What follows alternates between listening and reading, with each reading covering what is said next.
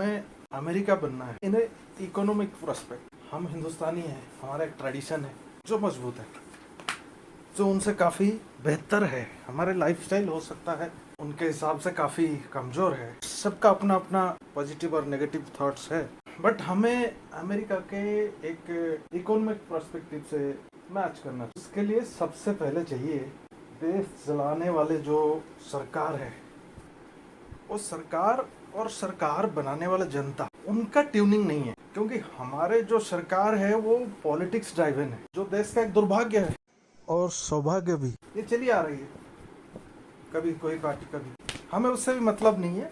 हम एक जिम्मेदार नागरिक के हिसाब से कैसे स्ट्रांग होना है, गरीबी से कैसे ऊपर आना है, हमें एक अच्छे एजुकेशन कैसे मिले, हमें एक अच्छा हेल्थ केयर सिस्टम कैसे मिले, हर इंसान की सिक्योरिटी हो, कोई क्रिमिनल ही क्यों बने। जब 2 वक्त की रोटी की चिंता नहीं है तो चोरी क्यों करे, भिखारी भी क्यों बने। तो ये हमारा एक ज़रूरत है। तो उसके लिए सरकार और जनता दोनों का एक ट्यूनिंग होना चाहिए।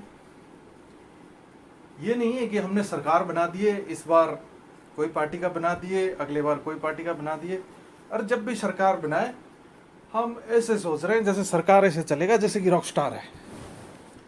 स्टेज पे आ गए सरकार के मुखिया और हम सामने से चिल्लाने लग जाए, रोने लग जाए, हंसने लग जाए, चिल्ला चिल्ला के बात करने लग जाए कि भाई अब तो नाचो। लेकिन सरकार एक रॉकस्टार नहीं है। एक रॉकस्टार को सिर्फ 2-4 चीज़ें करनी होती है, एक एक्टिंग, एक फिजिकल डांस एक्शन, और उसके जो भी एक कला है नाचने का या गाने का और जनता को एंटरटेन करने का, वो करते रहे। लेकिन सरकार के पास ये 4-5 चीज़ें नहीं है। सरकार के पास बहुत चीज़ें हैं। सरकार को गरीबी से लड़नी है, सरकार को अपने खाने की व्यवस्था करनी है कि एग्रीकल्चर से कितना आउटपुट आ रहा है, कितना नहीं आ रहा है, कितना कम क्यों आ रहा है, कहाँ पे बाढ़ आया, क्यों नुकसान हो गया, स्कूल में कितने बच्चे गए थे, कितने पास हुए, कितने फेल हुए। और बेसिक जो गरीबी रेखा से नीचे हैं उनके बहुत सारे समस्या होती है, उनको कैसे निपटना है वो एक अलग विषय है, उसमें भी चर्चा करेंगे। तो सरकार के पास ये सब अंदरूनी मामले के साथ साथ डिफेंस और विदेशी मामले, अपने शत्रु और मित्रों से कैसे डील करनी है, कैसे अपने डिफेंस को स्ट्रांग करनी है, कैसे कहाँ से हथियार खरीदनी है, किस देश से मित्रता रखनी है, कहाँ पे भारतीय जाके बच सके, कहाँ पे भारतीय जाके बिजनेस कर सके, वो सब चीज़ें सरकार को करनी होती है। तो सरकार एक रॉकस्टार नहीं है। सरकार को जनता का सहयोग चाहिए। अगर हमारे कोई, जैसे हम कहते हैं बातों में 1 और 1 11, वो कैसे होगी? सरकार 1 और हम 1, तब होगा 11। और सरकार को अगर हम एक क्रिकेट टीम मान लेते, कोई अकेला विराट कोहली या सचिन तेंदुलकर अगर सेंचुरी मारता है तो टीम का जितना उतना मजबूत नहीं होता है दावा। मजबूत तब होगा जब अपने टीम से करीब 2 4 5 या 8 लोग या 10 कुछ चौके छक्के मारे। मतलब कहने की है, स्कोप इतनी है, जो स्कोप पे अभी भी धीरे धीरे बढ़ रहा है। क्रिकेट में स्कोप है 50 ओवर की, यानी 300 बॉल के। तो 300 बॉल के साथ 10-5 एक्स्ट्रा बॉल भी हो सकता है, 1-2 रन, 1 रन, वाइड के हिसाब से 5-10 रन, 20 रन भी उम्मीद कर सकते हैं। 300 बॉल 50 ओवर, जिसको 300 बॉल को, हर बॉल को छक्का मारना, मतलब 1800, और 10-20 रन ऊपर से, मतलब 1800 से ज़्यादा रन की क्षमता है। लेकिन आज तक किसी ने नहीं मारा, लेकिन कोशिश जारी है। तो सरकार को भी उसी तरह से काम, और सरकार तभी काम कर पाएगा जब जनता उसके साथ हो। जनता को सहयोग करनी है, सरकार को शांति से सुनने देना है कि हमारे समस्या क्या है, हम क्या अच्छे काम कर सकते हैं जो सरकार को फ़ायदे में आएगा, और हमारा क्या समस्या है, सरकार आप हमारा समाधान। जब ये होगा तब हम एक डेवलपमेंट ट्रैक पे जाएंगे। और वो डेवलपमेंट ट्रैक पे क्या, शायद ही हमारे जितने कोर्ट बने हैं कि केसेस की संख्या कम हो जाए काफ़ी मात्रा में, क्योंकि कोई क्रिमिनल नहीं बनेगा, क्योंकि उसके प्रॉब्लम सुना जा रहा है 2 वक्त की रोटी के लिए, या उसको करोड़पति बनने के लिए। अगर एक बार करोड़पति बन जाता है तो वो क्यों करेगा क्राइम। लेकिन जब वो क्राइम में घुस जाता है, करोड़पति होने के बाद भी वो लगा रहता है, क्योंकि वहाँ से निकल के भी उसको कानून को फेस करनी है। तो इसलिए सरकार को क्या मदद कर सकते हो बतानी है, और सरकार के सामने अपनी समस्या रख सकते हैं। उससे क्या होगी, एक ट्रैक डेवलप होगा। हमारे स्वास्थ्य की समस्या है, हमारे एजुकेशन की समस्या है। 140 करोड़ लोग को सब हॉस्पिटल की बेनिफिट नहीं चाहिए, वो टाइम टू टाइम कभी 1 करोड़ लोगों को चाहिए, कभी 10 करोड़ लोगों को चाहिए। 140 करोड़ लोगों को बहुत ही कम चाहिए। तो ये एक रास्ता है, और ये इसी रास्ते में ही हम आगे बढ़ सकते हैं। आज हम अगर देखेंगे, बांग्लादेश जीडीपी में हिंदुस्तान से आगे चला गया। हम मानते हैं कि वो एक छोटा देश है, एक छोटे क्षेत्रफल का देश है, एक लिमिटेड आबादी रहता है, लेकिन उनका लेबर बहुत सस्ता है। सस्ते श्रम के चलते वहाँ विदेशों से रिसर्चर, बड़े कंपनियाँ आते हैं, जो उनको टॉप मैनेजमेंट विदेश से आते हैं, और सिर्फ लेबर का काम बांग्लादेश में होता है।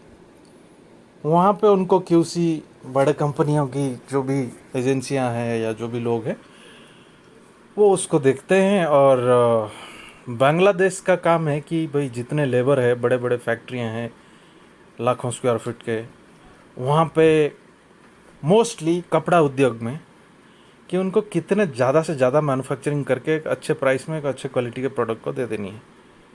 मटेरियल कहीं से भी आए, चाहे हिंदुस्तान से आ रहा हो कपड़ा, या कहीं और देशों से एक्सेसरीज आ रहा हो, तो बांग्लादेश ऑटोमेटिकली कम श्रम में, क्योंकि वो एक ज़्यादा समय काम करता है, तो समय के साथ धीरे धीरे उसके पास एक फंड की बिल्टअप होता है, उसका बाज़ार बढ़ने लगता है। तो बाज़ार बढ़ेगी तो पर कैपिटा अपने आप बढ़ जाएगा।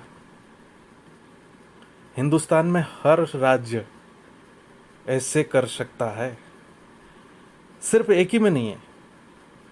हिंदुस्तान में बहुत सारे राज्य हैं जो आईटी में काम कर सकते हैं, जैसे चेन्नई है।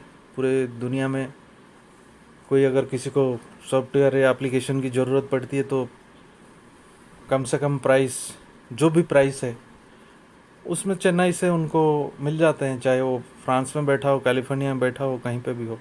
दुनिया के किसी कोने के लिए वो आईटी के सॉल्यूशन बना के दे देते हैं। जब इस टाइम दुनिया में सबसे ज़्यादा डिमांड है कि एक आईटी के प्लेटफॉर्म बनाने के लिए कंपनी इन्वेस्ट करता है एक सोच लेके, और उस सोच को बुनियादी फाउंडेशन चेन्नई में होता है।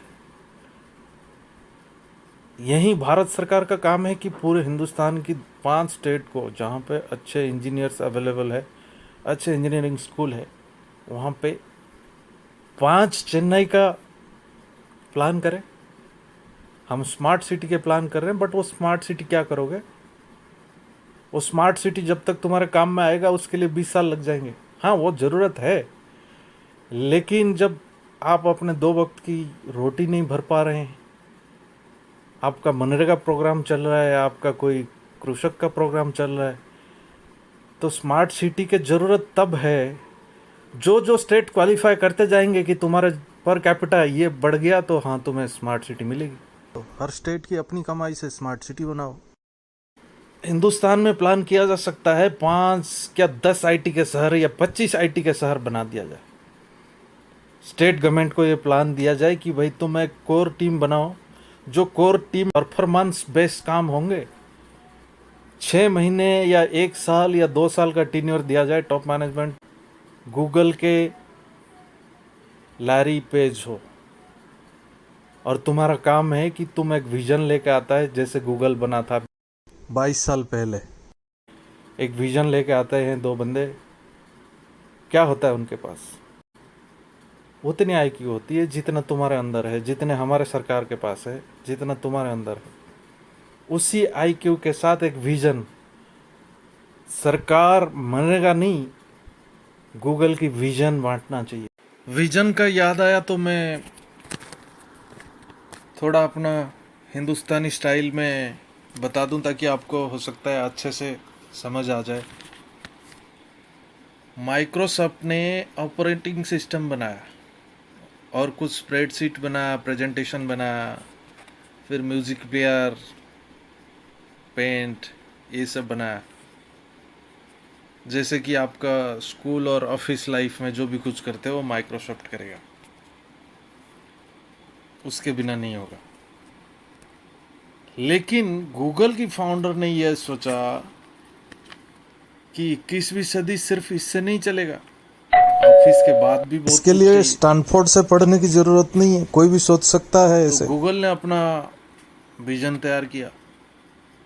गूगल सबसे पहले एक चाबी दिया, जीमेल, फिर ताला दिया,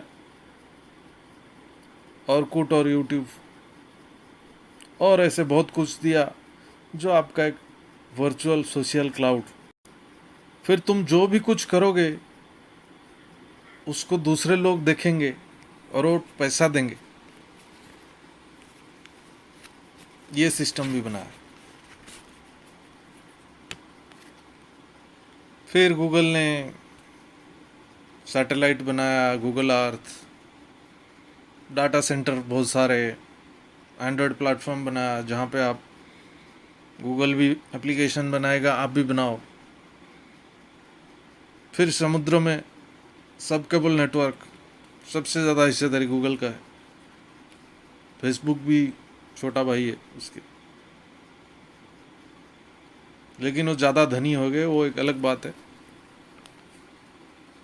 और धीरे धीरे तुम्हारा उठना बैठना सब गूगल के बिना नहीं होगा। ये भविष्य है। और अमेज़न दुकान वाला, सारे American vision to transform your real physical world to a virtual world, ये है मिशन और विजन।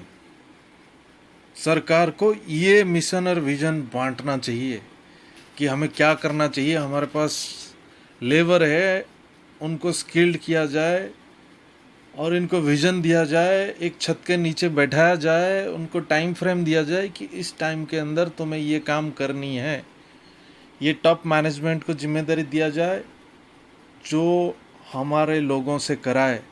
बेशक हमारे लोगों को शुरू में आधा तनख्वाह दो, मिनिमम वेज अगर 15,000 है तो आप 5,000 दो। 3 महीना परफॉर्मेंस देखो, 6 महीना परफॉर्मेंस देखो, 1 साल परफॉर्मेंस देखो। जो कर सकते हैं वॉलंटरीली उनको जोड़ो, देश से बेरोजगारी कम होगी। धीरे धीरे जैसे काम आगे बढ़ता जाएगा, दुकान चलने लगेगा, फिर आगे बढ़ाते जाओ, थोड़ा थोड़ा बढ़ाओ, परमानेंट मत करो। लेकिन एक विजन रखो कि जब तुम करोड़पति बन जाओगे तुम्हें रिटायर्ड होना पड़ेगा। खैर ये मेरा पर्सनल राय है। स्टेट को बोले स्टेट में 10 कोर टीम बनाए, एक गूगल होगी, दूसरी कुछ होगी। जरूरी नहीं कि हम गूगल बनाए, लेकिन एक ब्लूप्रिंट है। आज गूगल का वर्कफोर्स दुनिया भर में है। हम क्यों नहीं चाहते हैं कि दुनिया भर में नहीं, सिर्फ गूगल का वर्कफोर्स हमारे ऊपर ही डिपेंड हो जाए, क्योंकि हमारे पास सस्ते में और कैपेसिटी में, जैसे आज कहते हैं कि वैक्सीन में हिंदुस्तान की सबसे बड़ी कैपेसिटी है, ऐसे आईटी के